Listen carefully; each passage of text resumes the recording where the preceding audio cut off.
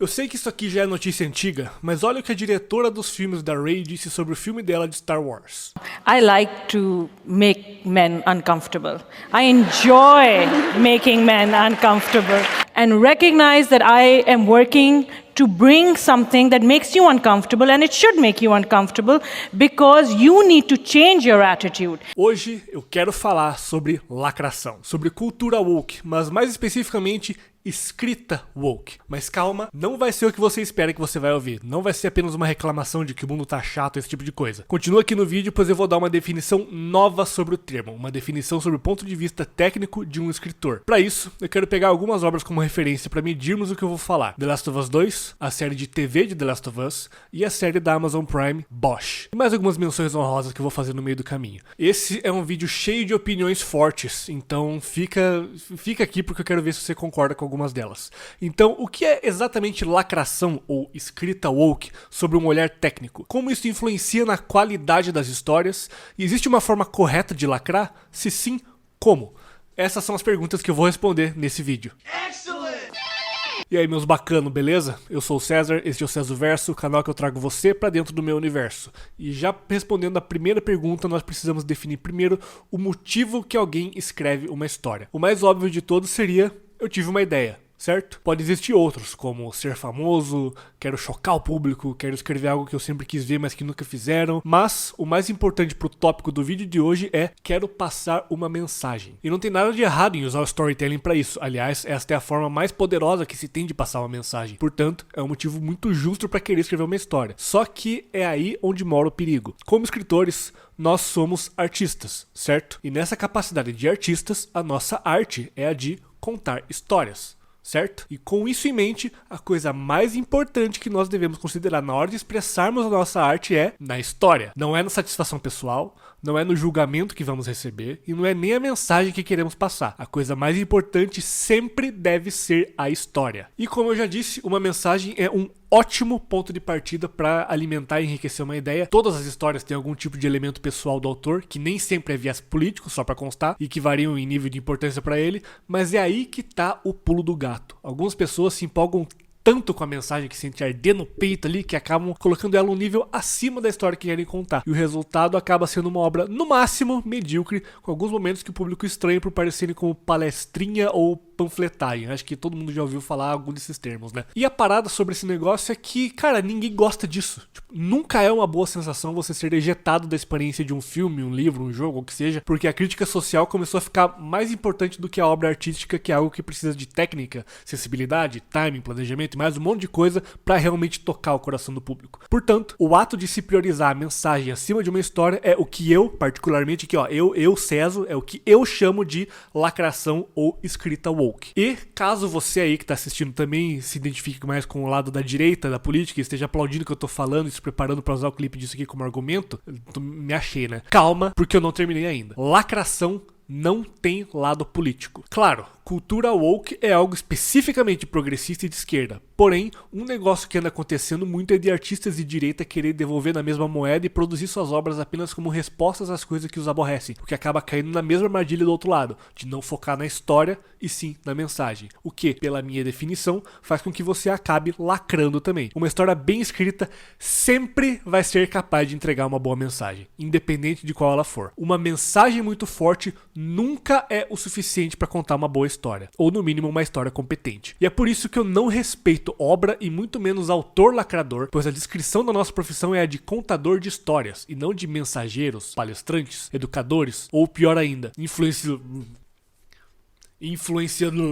Nossa, caraca, até subiu aquela aguinha aqui, velho. Influenciadores. Aí, beleza, consegui. Então, um contador de histórias que faz isso... Cala sua boca que eu sou sua mãe! Cala sua boca que eu sou uma mulher preta falando! Não me interrompa! Eu não tenho nenhum respeito, da mesma forma que para um autor de histórias de direita que faz isso.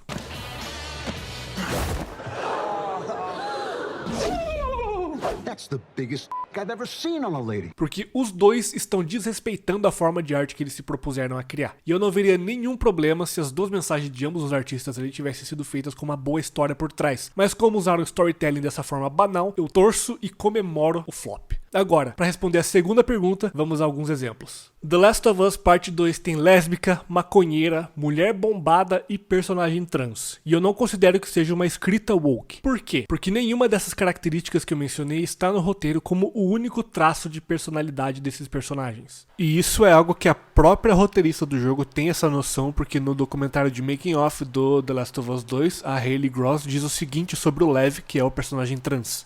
It's really about trying to create a multifaceted character who is trans, and that is absolutely an important part of who he is, but also a part of who he is, not the whole of who he is. E nenhum desses personagens é posto como o totem da virtude que melhora o mundo por onde eles passam apenas por serem quem eles são, pois afinal seriam da turma do alfabeto. Na verdade, todos os personagens de The Last of Us são meio desprezíveis em vários momentos se você parar pra pensar. Mas assim, algo tem que ser dito aqui. Tudo isso foi posto na história só pra dar aquela lacrada e dizer, vai ter personagem X e Y sim pras pessoas? Sim. O Neil Druckmann é um baita de um progressista chato e insuportável? Sim, com toda certeza absoluta. Mas, e aqui sou eu exercitando aquele negócio de separar a pessoa do artista, eu acho ele um baita contador de histórias. E pessoalmente, não senti em nenhum momento que a história parou o andamento pra panfletar a agenda woke na minha cara no The Last of Us 2. Sim, tem elementos que podem ser considerados woke, mas não teve palestrinha. São duas coisas completamente diferentes. Entretanto, agora vamos lá pegar o Bill da série e o Bill do jogo. No jogo, ele é praticamente um dos mentores do Joel, alertando ele dos perigos de se importar com outra pessoa naquele mundo e meio que puxando ele pro lado oposto da sua missão. Tipo aquilo que eu falei no vídeo passado de ter um personagem puxando o protagonista pro lado que ele quer e outro puxando para aquilo que ele precisa. Se você não viu isso ou não tá ligado no que eu tô falando, dá uma olhada no vídeo aqui, porque eu dou uma explicada com mais detalhes nesse conceito lá. Mas enfim, voltando pro vídeo atual. O Bill é um cara amargurado, triste, solitário e até meio babaca, mas é alguém que, apesar de tudo isso, é de confiança e que não dá as costas pro conhecido que precisa de ajuda. Mas né, do jeitinho especial dele. O Bill do jogo serve o propósito de adicionar peso na balança moral do Joel, assim como ajudar no desenvolvimento do relacionamento dele com a Ellie, e tão importante quanto ajudar eles a cumprir um objetivo da missão principal deles, que é conseguir um carro. E no fim dessa jornada, descobrimos o porquê da amargura do Bill, que é a paixão que ele nutria por Frank, que não aguentou viver com ele porque o Bill era um escroto, foi infectado e redigiu uma carta de despedida antes de se churrascar, dizendo que era melhor ir jogar no Vasco do que passar mais um dia com o Bill. E assim, temos a despedida desse personagem depois de uma última cena de ação com ele. Agora, o Bill da série começa sendo mostrado como um maluco conspiracionista, o babaca que a gente conhece e ama do jogo, mas conforme o episódio passa, ele é só gay. Ele não cumpre nada da função dele pro papel principal da série, que é o relacionamento do Joel e da Ellie. Ele nem conhece a Ellie e temos mais de 1 hora apenas de um romance que, apesar de muito bem escrito, parece mais um episódio de What If do que um capítulo canônico de The Last of Us. E no final de tudo isso, uma carta dizendo, olha só, não sei se você vai precisar, mas tá aqui um carro. Well, that's just lazy writing.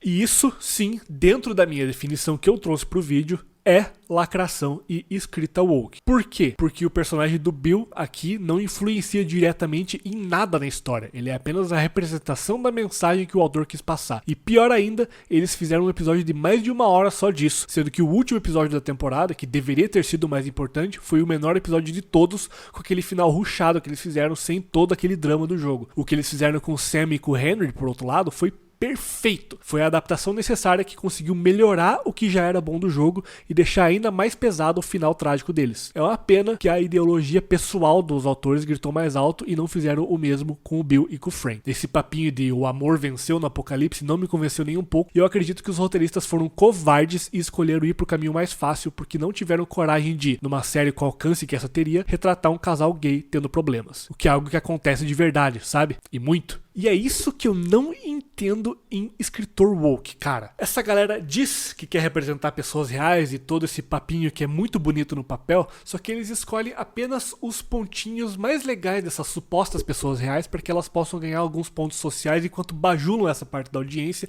que tem o ego inflado com tudo isso, por mais que pouco ou nada daquilo seja uma representação fiel ou até mesmo respeitosa da vida dessas pessoas reais. E aí, para responder a terceira pergunta, eu quero dar outro exemplo usando a série série da Prime Video chamada Bosch. Essa série é uma adaptação dos livros de mistério policial do Michael Connelly, um cara que antes de se tornar autor de romances era repórter da polícia de Los Angeles pro LA Times. Então é um cara que manja do assunto quando se trata de drama policial, porque ele estava praticamente escrevendo sobre o que ele via todo dia nas reportagens dele, né? Então vamos lá. A cena em questão é do episódio 3 da segunda temporada, aos 16 minutos. Brasher é uma policial ambiciosa cuja ambição só faz ela cometer um monte de cagada na primeira temporada. E ela ainda ficou pistola com o Bosch, que não mentiu por ela na cagada maior que ela fez, que ela disparou a arma contra si mesma quando foi tirada do coldre. Que ela esperava que ele mentisse por ela, pois eles estavam tendo um caso. Agora, Brasher, depois de ter sido transferida e suspensa pela burrice, conversa com Grace, a chefe do Bosch, tenente da polícia, e logo chega uma outra personagem, a Marsha, capitã da polícia, e elas começam a falar sobre as mulheres na força, né? As duas veteranas comentam sobre como estavam lá quando tudo aqui era mato, e que as mulheres naquela época só tinham que ficar de bico calado e cuidar da papelada sem atrapalhar. E aí a Brasher, se sentindo injustiçada pelo Bosch e querendo se entrosar, dá aquela lacrada e diz: pelo jeito as coisas ainda não mudaram muito para as mulheres na polícia. Olha a cara de ranço que as duas fazem pra ela, e daí a Marsha fala: olha com quem você está falando, uma tenente e uma capitã, e você ainda está na polícia. Naqueles dias você teria sido chutada pra fora num piscar de olhos e por muito menos. O subtexto aqui é que ela falou isso como quem diz: você foi repreendida e transferida não porque o patriarcado malvadão te injustiçou, e sim pela sua própria incompetência. E detalhe, a Grace Billets aqui ainda é uma personagem lésbica. Portanto, o lacre, ou woke, não está no fato de ter uma mulher lésbica badass, e sim em não embasar uma mulher lésbica badass com uma boa história, transformando o fato dela ser uma mulher lésbica badass em seu único mérito e característica de personalidade. Isso faz com que o personagem seja desinteressante, faz com que a audiência tenha preguiça toda vez que ele aparece na tela, porque já sabe o que vai acontecer sempre que ela aparecer, e isso só faz quem odeia gente assim de verdade odiar mais ainda, porque na sua pressa de querer mostrar a sua mensagem ao mundo, você faz um trabalho ruim que acaba confirmando tudo aquilo que as pessoas que você deveria alcançar já têm pré-concebido internamente. Então você, artista que pensa e escreve dessa forma, você acaba sendo uma das causas pelo preconceito que você mesmo sofre. Então por isso que muita gente aí tem que aprender a dosar as coisas. Tem uma galera, sim, que realmente não pode ver mulher, não pode ver preto ou gay, qualquer coisa, que já começa a reclamar e encher o saco, mas as pessoas que defendem personagens assim têm que começar a aprender a ver que existe um motivo para essa frustração da outra parte, que não é tão simples como ele é um ista ou um fóbico e pronto. A realidade é composta por infinitos tons de cinza e raramente podem ser separados apenas em preto e branco. Representatividade nem sempre é lacração. Depende de duas coisas: se a história for bem escrita e o personagem dono dessa característica é bem escrito, ou se a obra é vendida baseada na história que ela vai apresentar ou na causa que estão usando a mídia para promover. Qualquer filme ou série, ou sei lá, que começa com as notícias do tipo a primeira mulher a fazer tal coisa, ou os primeiros orcs femininos, ou o primeiro ator negro, já dá pra saber que se encaixa naquela minha definição de lacração, porque estão vendendo o produto ignorando o ponto principal de uma mídia narrativa, que é a história. Então, para deixar todo esse conceito um pouco mais claro, eu quero apresentar um bloco novo aqui do programa, que para isso eu até vou colocar uma roupa de apresentador aqui para ficar mais profissional, em que eu vou apresentar vários personagens diversos, inclusive até mudanças de etnia e adaptações, pra gente ver dentro do meu parâmetro se foi lacre ou não lacre. Então, para isso, só deixa eu pegar a minha lista aqui. Então vamos lá. Capitão Holt, um homem preto e gay, capitão da polícia de Brooklyn Nine-Nine, é um cara metódico que não entende sarcasmo, lógico ao extremo, e são completamente essas características que servem para as punchlines das piadas que envolvem ele na série. Ele é um mentor e figura paterna por Jake Peralta e, de forma geral, um personagem extremamente gostável. Não é lacre, porque a personalidade dele não gira em torno de ser preto e gay. Ele é muito mais do que isso, assim como as pessoas de verdade, assim como muitas pessoas de verdade que se identificam com ele nesses pontos. Ele é um bom personagem que respeita esses aspectos, mas tem mais a oferecer para a história justamente por ser um bom personagem. A cena de despedida dele com o Peralta é uma das coisas mais bonitas que já fizeram numa série de comédia, por exemplo. Irving, da série Bosch. Como eu disse, essa série é uma adaptação de uma porrada de livros do Michael Connelly. Nos livros, Irving é um cara branco, e na série, obviamente, como podemos ver, ele não é só um cara preto, como é o cara preto mais legal dos últimos anos, o Lance Reddick, o saudoso negão do Continental do John Wick e comandante Zavala dos jogos Destiny. Que Deus o tenha. Então, aqui temos uma troca de etnia, e não é lacre, porque souberam usar muito bem a etnia do Irving para a dinâmica da polícia conforme ele vai subindo no ranking até concorrer à prefeitura de Los Angeles. E de novo, a personalidade dele não gira em torno dele ser preto. Ele inclusive nunca usa isso como argumento pra nada. E os fãs dos livros ainda dizem que é muito esquisito você ver a série e depois ler os livros, porque o Lance Reddick mandou tão bem no papel que é muito difícil você enxergar o Irving sendo qualquer coisa que não alguém com a fisionomia do Lance. E outra coisa que o autor lacrador gosta de fazer é de transformar a minoria que ele quer representar como o farol da moralidade, da inteligência, de tudo que há de bom, como se o fato dele ser o que quer que seja fosse o suficiente para ele ser a melhor pessoa do mundo que inspira a todos. O que não é verdade. E o Irving aqui é um personagem totalmente cinza, que sabe usar o poder que ele tem em mãos para sair por cima dos outros e que não tem problemas em até mesmo destruir evidências de escolhas ambíguas do seu passado para proteger esse poder que ele adquiriu. Portanto, ele é um personagem extremamente realista. Com isso em mente, temos o próximo exemplo curiosamente interpretado pelo mesmo ator, Albert Wesker, daquela série que não existe de Resident Evil. Sério. Deixa eu até tirar o óculos pra ficar sério aqui. Eu te desafio aí nos comentários a encontrar qualquer motivo que transformar o Wesker num cara preto favoreça a narrativa do Resident Evil, da mesma forma que eu citei vários exemplos de como isso melhorou o personagem em Bosch. Detalhe, se os seus argumentos foram ter pessoas pretas em personagens de destaque, esse tipo de coisa, você já falhou, porque isso não necessariamente melhora uma história. E o personagem bem escrito, que foi o Irving, justamente atinge esses objetivos por entregar uma boa história. Então vamos continuar com os exemplos aqui, mas deixa eu dar uma acelerada só para esse vídeo não durar uma semana. Neely, da série Reacher, de novo, adaptação de livros. No livro, a aparência dela não é especificada em muito detalhe, tirando o porte físico e cor do cabelo, e na série, ela é, obviamente, uma mulher preta. Pelos mesmos motivos do Irving, eles conseguiram melhorar o personagem do livro na série, e inclusive, ela é minha personagem favorita da série. Não é lacre. Ariel, do live action da Pequena Sereia. Tudo o que se ouvia falar foi: vai ter Ariel preta sim! E muito pouco sobre a história e como ela seria adaptada. E o principal problema não é, mas não faz diferença ela ser branca ou preta. E sim, não existe nenhum motivo para a história ficar melhor apenas por ela ser preta. Se você não entendeu isso, volte 2 casas e veja sobre o Irving de novo. Portanto, lacre. Branca de Neve, Disney Live Action. Esse é o lacre mais burro de todos. A atriz chegou a ser proibida de dar entrevista de tanta bosta que ela falava, não só a respeito do personagem dela, mas como os tempos mudaram e toda essa merda. Lacre dos mais lacradores de todos. Branca de Neve, do Daily Wire, adaptação dos contos dos irmãos Grimm, com o foco de realmente contar a história de uma forma que a Disney claramente já provou que não vai fazer. Não lacre. Nick Fury, branco nos quadrinhos, Sam Motherfucking Jackson nos filmes. Não é lacre. Bill no jogo, personagem interessante com um passado misterioso, mentor do protagonista e serve o propósito de expandir o mundo através das interações com ele. Obviamente um cara gay. Não é lacre. Bill na série, ele é só um gay querendo amor, não interage com o protagonista a não ser por um flashback que não diz respeito à jornada principal dele. Lacre. Discurso de vítima da Mary Bosch no episódio 6 da 2ª temporada de Bosch Legacy. Ela confronta seu sequestrador e abusador de uma forma que não bota a culpa das atitudes dele no patriarcado malvadão, e sim nele.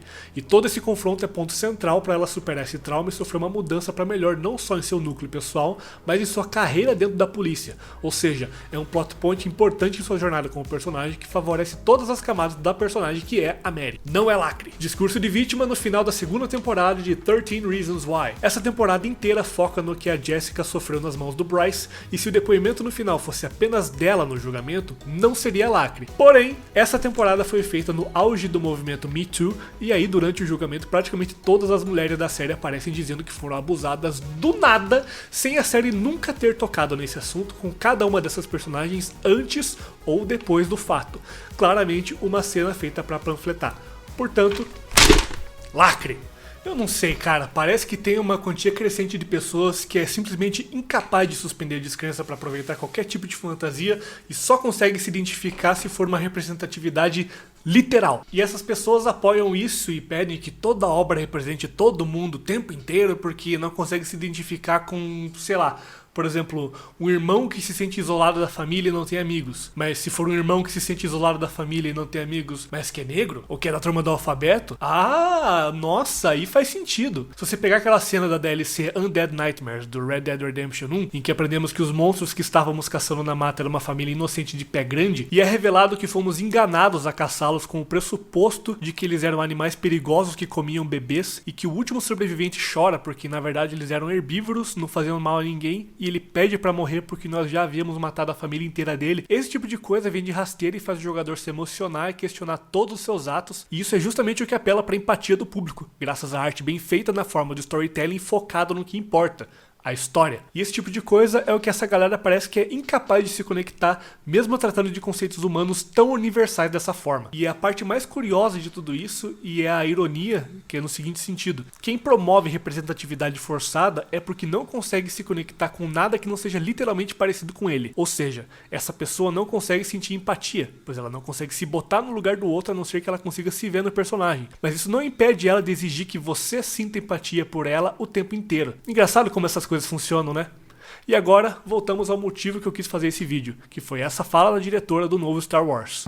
I like to make men uncomfortable. I enjoy making men uncomfortable. Ela quer deixar homens desconfortáveis. Essa é a mensagem. Ela não tá falando sobre o que a Rey vai enfrentar, sobre a trama após o episódio 9, sobre o vilão novo, nada a respeito da história que deveria ser a prioridade dela como artista contadora de histórias. Ela, como funcionária da Disney, contratada para trabalhar em uma das IPs mais importantes da história da cultura pop, deveria ter pensado: vou fazer uma história foda para atrair o máximo de pessoas possível para poder contribuir com o cânone e deixar a minha marca dessa forma. Mas não, a militância falou mais alto e ela já deixou bem claro para quem o filme dela vai ser. Então, já que o filme vai deixar homens desconfortáveis, não vou ver. Eu quero me divertir com o filme e não ficar desconfortável. Principalmente se tratando de Star Wars, algo que nunca foi sério a esse ponto. Então, beleza, obrigado por me avisar, eu acho. E por isso é hoje, galera. Eu espero que eu tenha conseguido explicar meu ponto pra vocês. E se você gostou desse vídeo, eu tô começando o canal agora e com muitos vídeos programados nesse mesmo estilo. Então assina o canal pra me ajudar e pra ajudar você também, sem perder as notificações dos vídeos novos